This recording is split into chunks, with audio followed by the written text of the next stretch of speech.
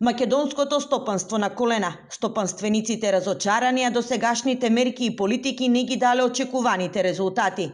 Тоа е причина за голем број на производствени капацитети се затвараат и пропаѓаат преку ноќ. Најалармантно е во месопреработувачката, мелничко-пекарската и текстилната индустрија. Ова општата оценка на дополнителната министерка за финансии по серијата средби со стопанствениците од целата држава.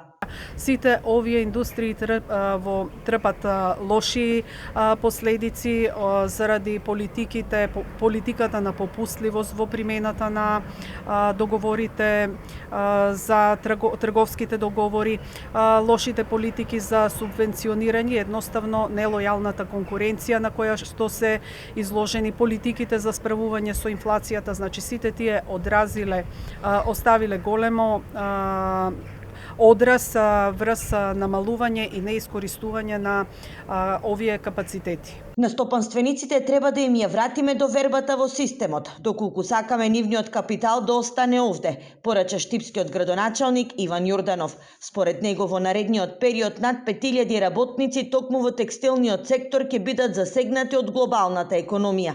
За да се спасат овие работни места и да не се зголеми бројот на невработени, потребни се конкретни мерки. Да се помогне на оваа стопанство да го преброди овој период, но во исто време исто така да се размислува за преструктурирање, за реалоцирање на капиталот, односно на собствениците на капитал, за да може практично да мултиплицира и да се генерира развој во економијата. Освен ова, најгорчлив проблем со кој што се соочуваат стопанствениците, односно собствениците на капитал, е големото ниво на корупција, нефункционалноста на институциите. Стопанствениците како предлози за подобрување на ситуацијата од дополнителната министерка за финансии побарале да се подобрат можностите за да се намали недостатокот од работна сила, како и поддршка во модернизација и зголемување на производствените капацитети.